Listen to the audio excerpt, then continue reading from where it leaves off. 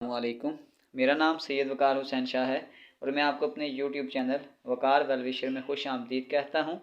और अपनी क्लास का आगाज़ हदीस करीम से करते हैं। रसूलुल्लाह सल्लल्लाहु अलैहि वसल्लम ने अरशाद फरमाया, 7 तबाह करने वाले गुनाहों से बचो। अर्ज़ किया गया, अल्लाह के रसूल वो कौन से गुनाह हैं? आप सल्लल्लाहु अलैहि वसल्लम ने फरमाया, अल्लाह ताला के साथ शिर्क करना, जादू सीखना या करना, किसी शख्स को नाहक कत्ल करना। अगर कोई शख्स ऐसे जुर्म का इर्तिकाब करे जिसकी सज़ा मौत बनती हो तो वो इसमें शामिल नहीं। यतीम का माल खाना, सूदी लेन देन करना, मैदान का राज से भागना, पाक दामन भोली बाली मोमिन औरतों पर तोहमत लगाना। तो प्यारे बच्चों, वीडियो को शुरू करने से पहले हमें कमेंट सेक्शन में लाजमी बताएं कि आप हमारी वीडियो को कहाँ से देख रहे हैं और आप किस कॉलेज में पढ़ते हैं। तो चलते हैं अपने क्वेश्चन की जानिब। Sum of first 6 terms of a geometric sequence, यानी कि सम ऑफ फर्स्ट 6 टर्म्स आपके पास है 9 times the sum of first 3 terms, यानी कि 9 time first of 3 terms sum of 3 terms. तो ये आपके पास एक स्टार इक्वेशन है। तो हमारे पास एक जनरल फार्मूला होता है सम ऑफ सीरीज़ का, तो वो आपके पास ये होता है S N is equal to A R power N minus 1 divided by R minus 1। तो अगर इस फार्मूले को मैं इस कंडीशन में लेके जाऊंगा तो इसका मतलब है ये आपके पास लिखा हुआ है S6 यानी n की पावर 6 है। तो इस फार्मूले में अगर लिखूंगा तो ये आ जाएगा a r power 6 minus 1 divided by r minus 1 is equal to 9। S3 आपके पास आ जाएगा आ जाएगा r power 3 minus 1 divided by r minus 1। तो अगर आप सबसे पहले ये काम करें कि यहाँ से इस a को इस a के साथ काट दें, ये r माइनस 1 इस r माइनस 1 के साथ कैंसिल हो जाएगा। तो आपके पास वैल्यू ये इसको हम यूँ लिख सकते हैं r power 6 minus 1 divided by r power 3 minus 1 is equal to 9 है। इससे इक्वेशन नंबर 1 कंसीडर करें। अब अगर हम यहाँ से लेट करते हैं कि let r power 3 equal to y, तो r पावर 3 का square is equal to y का स्क्वायर, तो ये आ जाएगा r power 6 is equal to y का स्क्वायर। तो इक्वेशन 1 को अगर हम लिखें तो ये हो जाएगा 1 बिकम्स r पावर 6 आपके पास y का स्क्वायर है, यह आ जाएगा y का square minus 1 divided by y minus 1 is equal to 9। जब नीचे कुछ नहीं है तो 1 लगा दें, क्रॉस मल्टीप्लाई, यह आ जाएगा y का square minus 1 is equal to 9 into Y minus 1। तो यह आ जाएगा y का स्क्वायर माइनस 1, यह आ जाएगा 9y माइनस 9, यह आ जाएगा y का स्क्वायर, ये प्लस 9y इधर आके माइनस 9y, और यह आ जाएगा माइनस 1 और ये माइनस 9 इधर जाके प्लस 9 इक्वल टू 0। तो अगर हम इसको यहाँ से आगे करें तो ये आपके पास आ जाएगा y का स्क्वायर 9y और ये आ जाएगा 9 में से 1 निकालेंगे तो 8 इक्वल टू 0। आ जाएगा y का square minus y minus 8y plus 8 is equal to 0। यहाँ से हम इसकी मिड टर्म ब्रेक कर रहे हैं, 8 1 जार 8, 8 और 1 9, तो यहाँ से y कामन करें, y माइनस 1 माइनस 8 कामन करें, y माइनस 1 इक्वल टू 0। तो ये आपके पास आ जाएगा y minus 1 is equal to 0, y minus 8 is equal to 0, ये आ जाएगा y इक्वल टू 1 और ये आ जाएगा y इक्वल टू 8। तो यहाँ पे आप ऐसा कर दें, y की वैल्यू को पुट कर दें, पुट y, तो y आपके पास था r का क्यूब इक्वल टू, अगर हम इस पे 1 का क्यूब डाल देंगे तो ये आ जाएगा r इक्वल टू 1। इस वैल्यू को आप इग्नोर कर दें क्योंकि r की वैल्यू आपके पास 1 के इक्वल नहीं होती। और इसी तरीक़ाकार से अगर हम यहाँ पे भी r की क्यूब और अगर हम इसको फार्मूला बनाएंगे तो ये आ जाएगा 2 का क्यूब। तो यहाँ से इग्नोर पावर, तो आपके पास आ जाएगा r इज इक्वल टू 2। हमने r ही की वैल्यू को फाइंड आउट करना था। तो चलते हैं क्वेश्चन नंबर 10 की जानिब। 10 हाउ मैनी टर्म्स, इसका मतलब हमने n को फाइंड आउट करना है। अगर हमारे पास जो सीरीज़ है, अगर इसमें डेटा लिखें तो आपके पास a इक्वल टू 1 है r is equal to second value यानी √3 डिवाइडेड बाय 1, तो r आपके पास आ जाएगा √3। और हमारे पास जो सम ऑफ सीरीज़ गिवन है वो आपके पास ये है SN is equal to 40 plus 13√3। ये हमारे पास कुछ डेटा गिवन था। तो अब अगर हम डेटा की फॉर्म में इसको लिखें, हमारे पास जो सम ऑफ सीरीज़ का फार्मूला आपके पास होता है वो होता है SN is equal to A Rn-1 divided by R-1। तो अब अगर हम डेटा की फॉर्म में इसको लिखें, सम हमें जो गिवन था वो आपके पास ये था 14 प्लस 13√3 और ए का आंसर आपके पास 1 है। r पावर n, r आपके पास है √3 की power n-1 divided by r, r आपके पास आ जाएगा √3 -1। तो अब यहाँ से हम इसकी सिंप्लीफिकेशन की तरफ चलते हैं। इस वैल्यू को इधर मल्टीप्लाई कर दें, यह आ जाएगा √3 -1 इंटू 40 प्लस 13√3 इक्वल टू यह आ जाएगा √3 की पावर n-1। तो अगर हम इसको इसके साथ मल्टीप्लाई करते हैं तो ये आपके पास आ जाएगा 40√3, और अगर मैं इसको इस टर्म के साथ मल्टीप्लाई करूँगा तो ये आपके पास आ जाएगा 13√3 का स्क्वायर।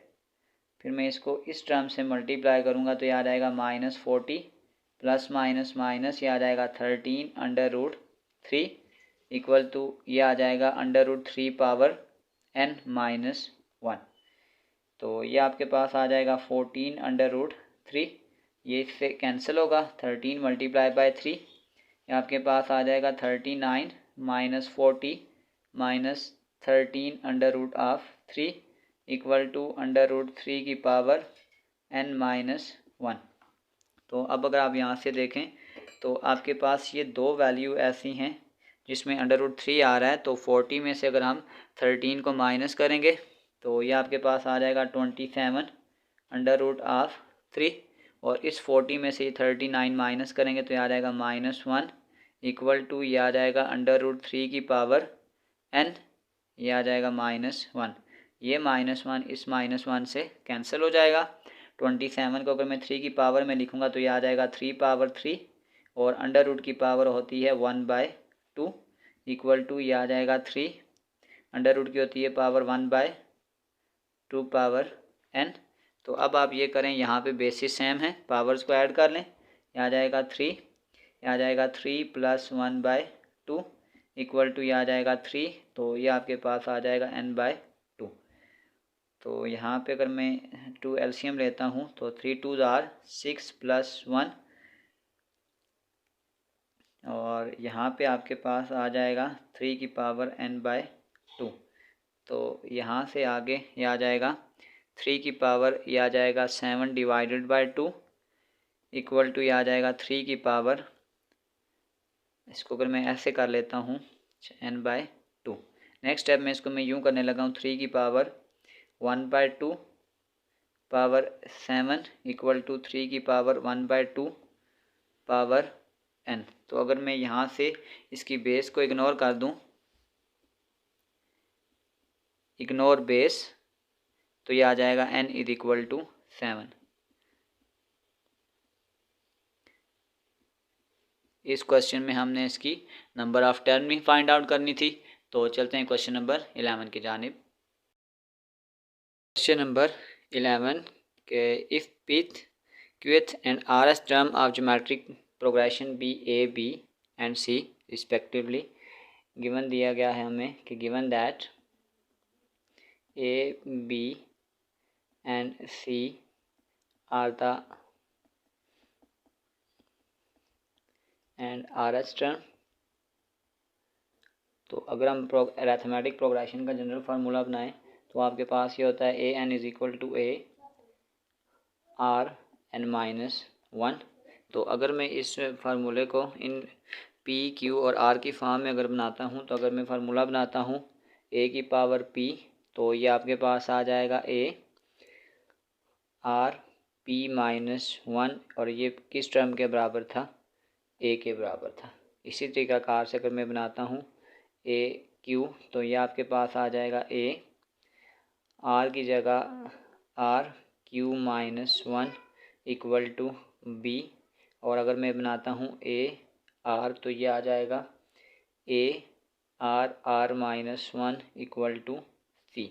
ये तीनों इक्वेशन हमें पहले से गिवन थी, यानी कि ये ए बी और सी के बराबर हैं। तो अब अगर हमें क्वेश्चन में एक चीज़ गई है कि हमने ये वाली वैल्यू को प्रूव करना है कि A Q minus R into B R minus P into C P minus Q. Suppose करें अगर हम इसकी लेफ़्ट हैंड साइड को लेते हैं, इसको प्रूव करते हैं, तो आपके पास जो ए की वैल्यू थी ये इसके बराबर थी। तो यानी अगर मैं इसकी जगह ये वैल्यू पुट कर दूं, इस ए की जगह आपके पास आ जाएगा ये A R P minus one, और बाहर पावर आपके पास आ जाएगी क्यू माइनस आर। फिर इस बी की जगह आपके पास आ जाएगा A R Q minus one into are minus P, और फिर आपके पास सी की जगह ये वैल्यू आ जाएगी A R R minus one into P minus Q. अब आपने सिर्फ एक चीज़ का ये ध्यान रखना है कि आपके पास बेसिकली ये वाली जो वैल्यू है ये इसके साथ भी लिखी हुई है और इसके साथ भी लिखी हुई है। तो इसका मतलब मैं इसको अगर अलग अलग लिखूं तो ये आ जाएगा Q minus R into R की power P minus one into Q minus R. फिर इसी तरीक़ाकार से ये ए के साथ फिर दोबारा से आ जाएगा r minus P into r Q minus one into are minus P, और फिर आपके पास ये आ जाएगा ए की power P minus q r की power r minus one into P minus q. तो अब सबसे पहले हम ये काम करेंगे, जैसे इसकी बेस में ए है और ए है, इन सारी वैल्यू को इकट्ठा कर लें। तो ये आपके पास आ जाएगा क्यू माइनस आर, फिर ये आपके पास आ जाएगा प्लस आर माइनस पी, और फिर ये आ जाएगा प्लस पी माइनस क्यू। और इसी तरीक़ाकार से आर की वैल्यू को भी सबको इकट्ठा करें, तो आर में आपके पास आ जाएगा पी माइनस वन, और ये आ जाएगा क्यू माइनस आर। फिर आपके पास नेक्स्ट ये वैल्यू आ जाएगी q minus one into are minus P, और फिर आपके पास आ जाएगा r minus one into P minus q. तो सबसे पहले अब ये देखें, माइनस आर प्लस आर से cancel, minus P plus p से cancel, plus q minus q से कैंसिल, ये आ जाएगा ए की पावर ज़ीरो। फिर अब आर की बारी आ जाएगी। अब हम इसमें एक एक वैल्यू को इन पावर को हम बीच में प्लस भी करेंगे, यहाँ प्लस का निशान आ जाएगा। अब साथ साथ में इसकी मल्टीप्लाई भी करूँगा, ये आपके पास आ जाएगा P Q minus P R, फिर ये आ जाएगा minus Q minus minus plus R. फिर आपके पास नेक्स्ट ये वैल्यू आ जाएगी Q R minus Q P minus are plus P. फिर नेक्स्ट ये वैल्यू भी ये आपके पास आ जाएगा plus R P minus R Q minus P plus Q. अब इनमें देखें कि कुछ ऐसी टर्म्स हैं जो कटती हैं, तो उसको काट दें। जैसे आपके पास ये आ गया है ये P Q plus minus cancel, ये माइनस पी आर और ये आर पी ये एक ही बात है, ये इससे कैंसिल, ये माइनस क्यू इस प्लस क्यू से कैंसिल, फिर आपके पास ये प्लस आर इस माइनस आर से कैंसिल, और ये क्यू आर इस क्यू आर से कैंसिल। तो ये आपके पास आ जाएगी a power zero r power zero. किसी भी चीज़ की पावर ज़ीरो हो तो आपके पास वो वन के बराबर होती है, one into one equal to one. तो left hand side equal to right hand side. तो हमने यही चीज़ प्रूव करनी थी कि जो इसका आंसर आता है वो वन के बराबर है। Next question 12, find N infinite geometric sequence whose sum is 9 and such that कि each term is 4 times the sum of all the term that follow it। इसको मैं एक्सप्लेन करता हूँ। सबसे पहले हम यूँ स्टार्ट करते हैं कि हमें ये गिवन दिया गया है कि sum of an infinite sequence is equal to 6। तो सबसे पहले हम यूँ लेट करते हैं कि लेट ए आर का square be an infinite geometric sequence. तो अब हमारे पास इनफाइनाइट का जो फार्मूला होता है वो आपके पास ये होता है ए 1 माइनस आर। तो ये वैल्यू हमने खुद ही कहा था कि ये वैल्यू आपके पास 6 के बराबर है। तो यहाँ से अगर हम एक इक्वेशन बनाएंगे तो ये आ जाएगा a equal to 6 into 1 minus r. इसको एक स्टार इक्वेशन का नाम दे दें। अब यहाँ से आगे देखें, हमें एक कंडीशन ये दी गई थी कि ईच टर्म इज़ 4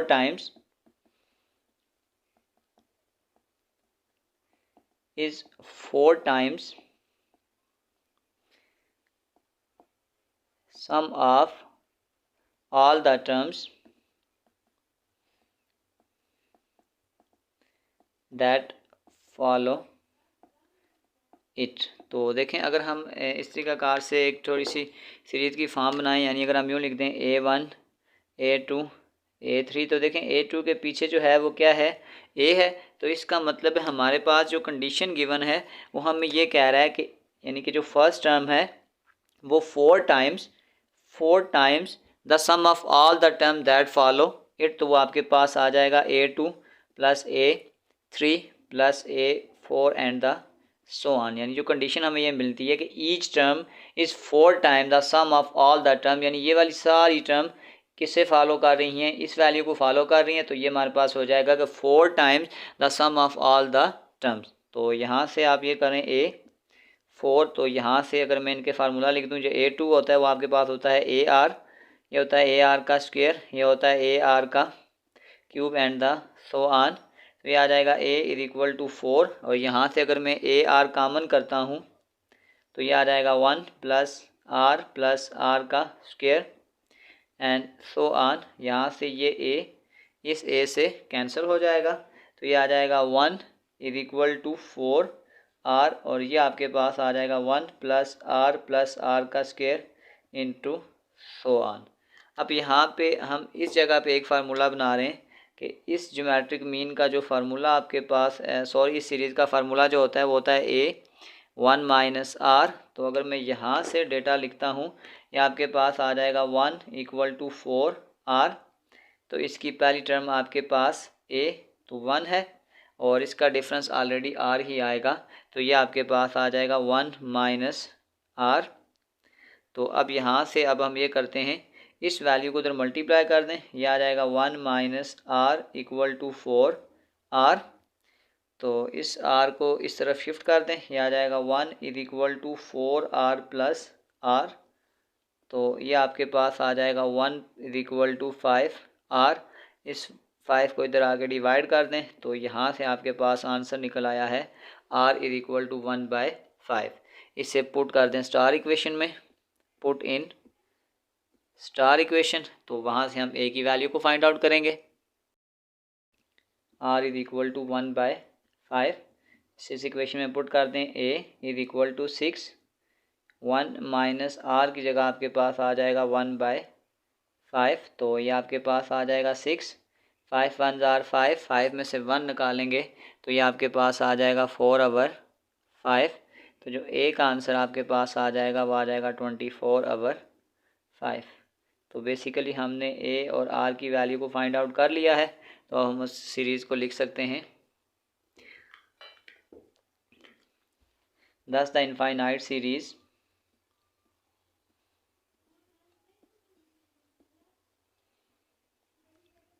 वो आपके पास था ए आर का स्क्वायर एंड सो ऑन।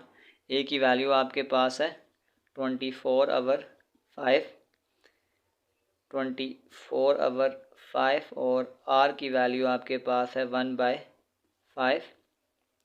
फिर आ जाएगा 24/5, आर की वैल्यू 1/5 का स्क्वायर एंड सो ऑन। तो ये वैल्यू आपके पास आ जाएगी 24/5, ये आ जाएगा 24/25, 5 का स्क्वायर 25 को 5 से मल्टीप्लाई करेंगे तो ये आ जाएगा 125 एंड सो ऑन, और ये हमारा आंसर है। चलते हैं क्वेश्चन नंबर 13 की जानिब। Number 13, if y is equal to x/3 plus x²/3 का स्क्वायर प्लस x³/3 का क्यूब एंड सो ऑन। तो आपके पास जो x की रेंज होगी वो आपके पास 0 से लेकर 3 तक के दरमियान की होगी, और हमने प्रूव ये करना है कि x is equal to 3y 1 divided by 1 plus y. Given that y is equal to x/3 plus x²/3 का स्क्वायर x³/3 का क्यूब एंड सो ऑन। अगर हम यहाँ से डेटा लिखते हैं तो ये आपके पास आ जाएगा a is equal to x/3, r is equal to second value यानी x का स्क्वायर डिवाइडेड बाय 3 का square divided by first value. तो ये आ जाएगा x का स्क्वायर और 3 का स्क्वायर मल्टीप्लाई 3/x, ये एक वैल्यू इससे कैंसिल, एक वैल्यू इससे कैंसिल। तो आपके पास r की वैल्यू आ जाएगी x डिवाइडेड बाय 3। a की वैल्यू हमने निकाल ली और x की वैल्यू भी हमने निकाल ली। तो सम ऑफ इनफाइनाइट सीरीज़ का फार्मूला आपके पास जो होता है वो आपके पास होता है y is equal to y, यानी सम ऑफ इनफाइनाइट सीरीज़ का नाम उसने y रखा हुआ था, तो ये आपके पास आ जाएगा a 1 माइनस r। तो अब आप ये करें, डेटा पुट करते हैं यहाँ पे, तो ये आपके पास आ जाएगा y इक्वल टू a आपके पास आ गया x/3 divided by 1 minus r, और r आपके पास आ गया है x/3। तो यहाँ से अगर मैं इसको सॉल्व करता हूँ, ये आ जाएगा y is equal to x divided by 3, ये आ जाएगा 3 माइनस x डिवाइडेड बाय 3। तो नेक्स्ट स्टेप आपके पास ये आ जाएगा y is equal to x/3, और इसको चेंज कर दें, आ जाएगा 3/3 माइनस x, ये इससे कैंसिल हो जाएगा। तो ये आपके पास आ जाएगा y is equal to x/3 minus x। तो यहाँ से मल्टीप्लाई कर दें, ये आ जाएगा 3 minus x is equal to x। तो ये आ जाएगा 3y minus xy equal to x। तो ये आ जाएगा 3y, इस वैल्यू को तो शिफ्ट कर दें, आ जाएगा x प्लस xy। तो यहाँ से अगर मैं x का आंसर निकालता हूँ, ये आपके पास आ जाएगा 3y इक्वल टू, यहाँ से मैं x को कॉमन करूँ, ये आ जाएगा 1 प्लस y। तो ये आपके पास आ जाएगा 3y divided by 1 plus y equal to x। तो हमने यही चीज़ प्रूव करनी थी कि आपके पास जो x का आंसर आएगा वो आएगा 3y 1 प्लस y, हमने इसी चीज़ को प्रूव करना था और यही हमारा आंसर है। चलते हैं क्वेश्चन नंबर 14 की जानिब। 14, a ball is rebounds to half of the height from which it is dropped. If it dropped from the 10 feet, how far does it travel for the moment it is dropped until the moment of it bounce? इसको आप यूँ समझ लें कि suppose कर लें कि हमारे पास ये एक बॉल है और इसको हम यहाँ से नीचे की तरफ फेंक रहे हैं। तो फर्स्ट टाइम जब हम इसको नीचे की तरफ फेंक रहे हैं तो आपके पास जो इसकी हाइट है वो कितनी है, 10 फीट है। फिर अब वो ये कह रहा है कि it is drop rebound the half of the height, यानी कि सपोज करें कि अगर आपके पास ये कोई 10 फीट है तो जब ये यहाँ से बाउंस हो के यहाँ से आगे जाएगा तो इसकी हाइट और हाफ हो जाएगी। फॉर एग्जांपल अगर आपके पास ये पहले 10 फीट था तो अब ये आपके पास कितना हो जाएगा, 5 फीट हो जाएगा। अब यहाँ से एक चीज़ याद रखें, अगर ये हाइट तक ये 5 फीट है तो इसका मतलब ये यहाँ नीचे तक वापस फिर इसकी जो हाइट रहेगी वो 5 फीट ही रहेगी। फिर आहिस्ता आहिस्ता ये फिर हाफ हो जाएगा, नेक्स्ट में ये आपके पास 2.5 हो जाएगा, फिर ये भी 2.5 हो जाएगा, और करते करते करते हमने इसकी 8 टाइम में बताना है कि 8 बाउंस में इसकी वैल्यू क्या हो जाएगी।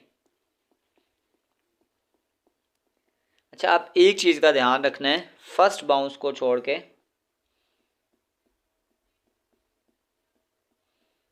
जब हम बॉल को ऊपर से नीचे फेंक रहे हैं तो ये आपके पास सिर्फ एक डायरेक्शन में जा रहा था। उसके आगे आपके पास second,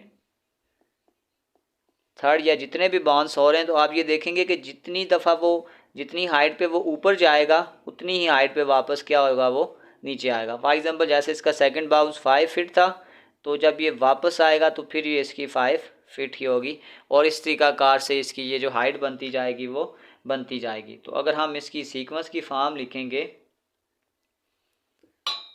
so the sequence are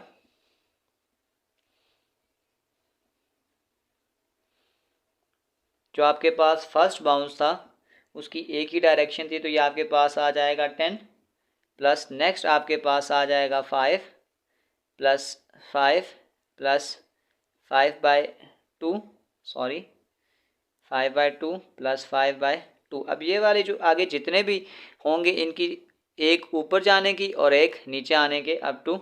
अब हमने एक ये इस टर्म को यानी फर्स्ट बाउंस को छोड़ें तो इसको अगर हम अलग करते हैं तो आगे इसकी 7 बाउंस बनेगी।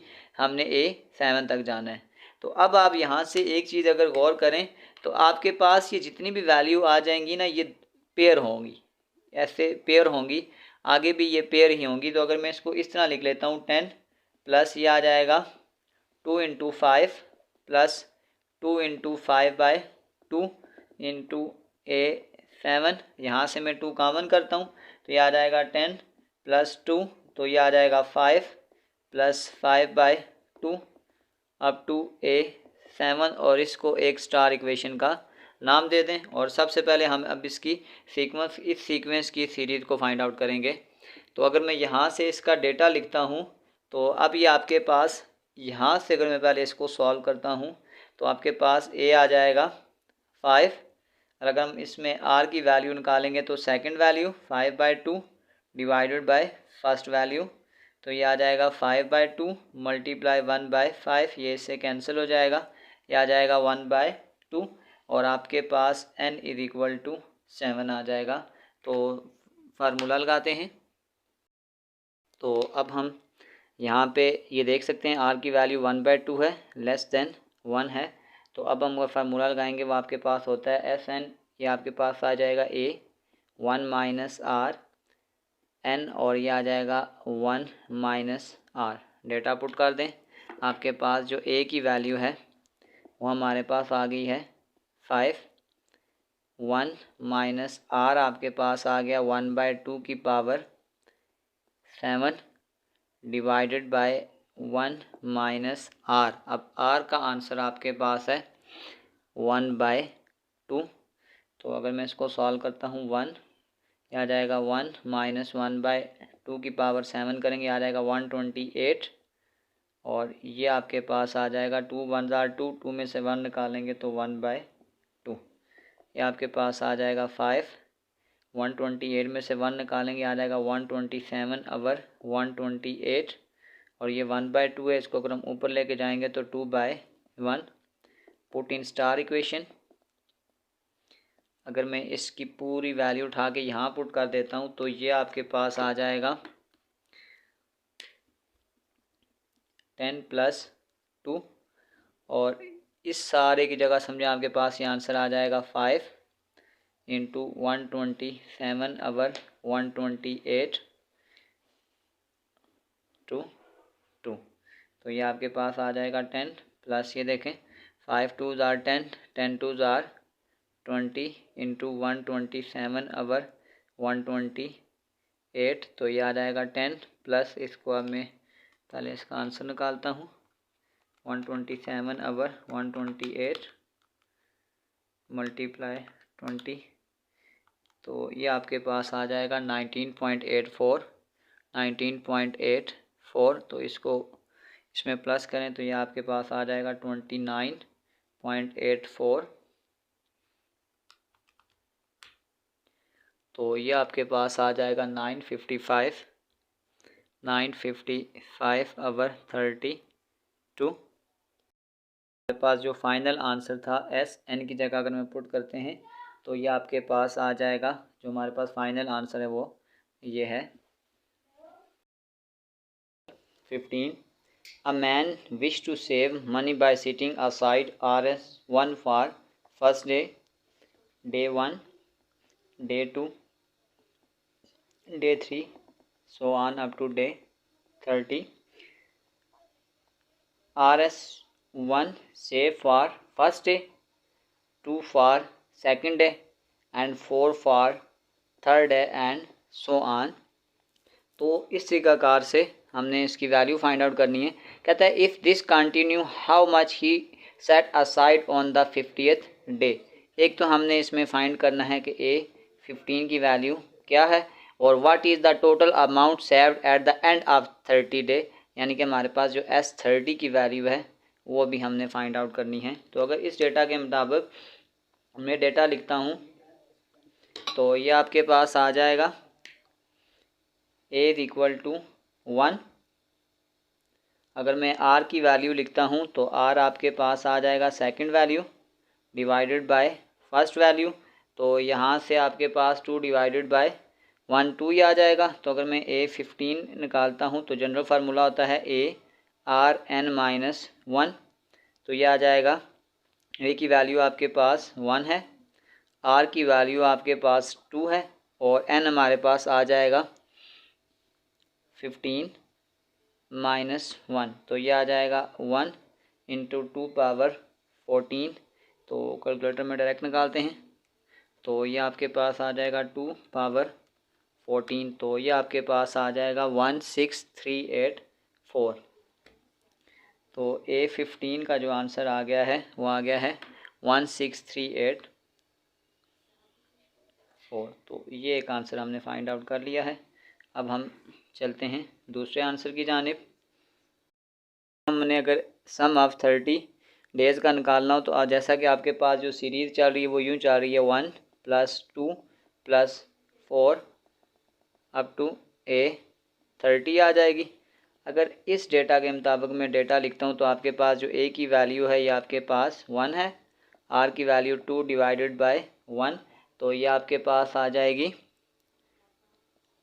2 और n की वैल्यू आपके पास आ जाएगी 30। तो अगर मैं सम ऑफ सीरीज़ का फार्मूला बनाता हूँ तो ये आपके पास 2 ग्रेटर देन 1 है तो हम ग्रेटर वाली वैल्यू का फार्मूला बनाएंगे। तो ये आपके पास होता है Sn equal to A Rn minus 1 divided by R minus 1। तो अब हम यूँ करते हैं, इसमें डेटा पुट कर देते हैं। तो ये आपके पास आ जाएगा A की वैल्यू आपके पास है 1, R आपके पास आ गया है 2, n की जगह आ जाएगा 30 माइनस 1 डिवाइडेड बाय 2 माइनस 1।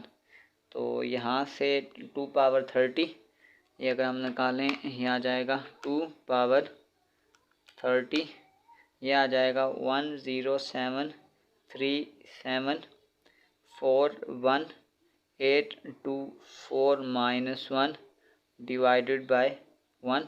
तो इसमें से एक माइनस करेंगे आ जाएगा 1073741 है तो इसको 23 कर दें और ये हमारा आंसर है सम ऑफ 30 वैल्यू का। और चलते हैं नेक्स्ट क्वेश्चन की जानिब।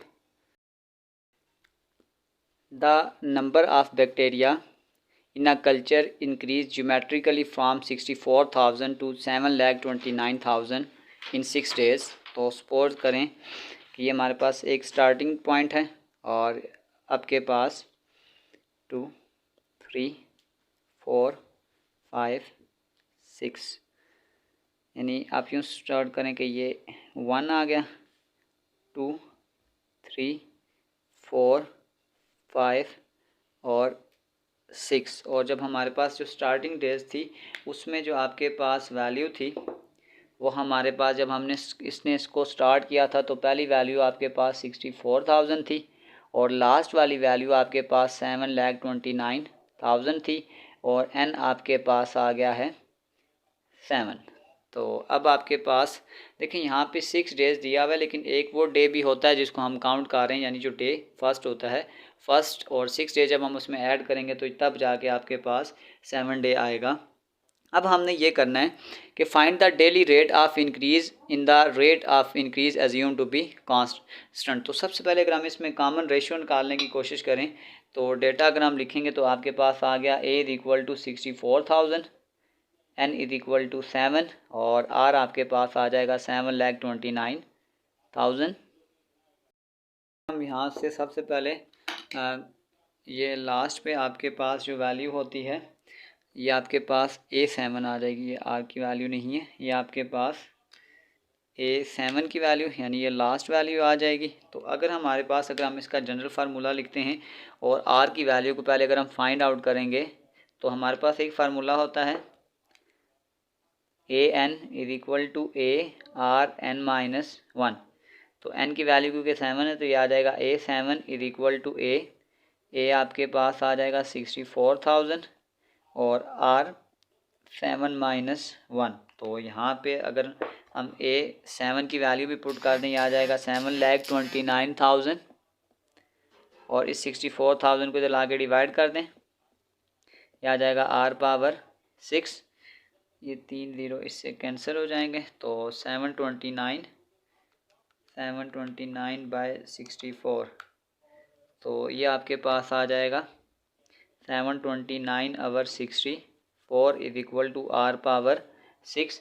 तो अगर हम यहाँ पे पावर चेक करें, अगर मैं इसको चेक करता हूँ 3 पावर 6 ये इसी का होगा तकरीबन, ये देखें 3 पावर 6 इक्वल टू 9 है और 2 पावर 6 करेंगे तो यानी इसको मैं यूँ कर देता हूँ 3/2 power 6 is equal to R power 6 ignore power.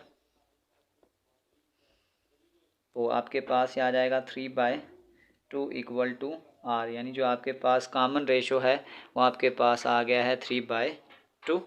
अब हम इसकी नेक्स्ट देखते हैं कि इसमें कितनी वैल्यू की इंक्रीजमेंट हो रही है। तो अगर हम यहाँ से आगे सॉल्व करते हैं तो R की वैल्यू जो आपके पास आ रही है 3/2 है, तो इसको अगर मैं यूँ करूँ तो ये आ जाएगा 1.5। तो अब हम यूँ कहेंगे कि daily rate of increase from 1 to 1.5, यानी सपोज करें अगर आपके पास स्टार्टिंग वैल्यू 1 थी तो जो इंक्रीज़ आ रहा है 1.5 है, तो इसका मतलब जो इंक्रीज़ आ रहा है वो आपके पास आ रहा है 0.5%। अगर इसको मैं मल्टीप्लाई 100 कर देता हूँ तो इसका मतलब ये हुआ कि ये 50% इंक्रीज़ हो रहे हैं एट द 7th डे। यानी कि स्टार्ट में आपके पास ये वैल्यू है और एंड पे आपके पास ये वैल्यू आ रही है, तो ये 50% इंक्रीज़ हो रहे हैं डेली। तो ये हमारा आंसर है। इसी के साथ हमारी एक्सरसाइज 4.5 क्वेश्चन नंबर 9 से लेकर क्वेश्चन नंबर 16 तक कंप्लीट हो चुके हैं। डिस्क्रिप्शन में मैं इस पूरे चैप्टर की एक्सरसाइज का लिंक डाल दूंगा। अगर आपको किसी भी जगह मसला हो तो आप आसानी से जाकर वो क्वेश्चन विज़िट कर सकते हैं। आखिर में एक छोटा सा मैसेज अपने देखने और सुनने वालों के लिए, अपनी नेकियां छुपाना आपकी सोच का इम्तिहान है और दूसरों के गुनाहों को छुपाना आपके किरदार का इम्तिहान है। तो प्यारे बच्चों, अपना बहुत सारा ख्याल रखें। मिलते हैं अगली वीडियो में, तब तक के लिए अल्लाह हाफ़िज़।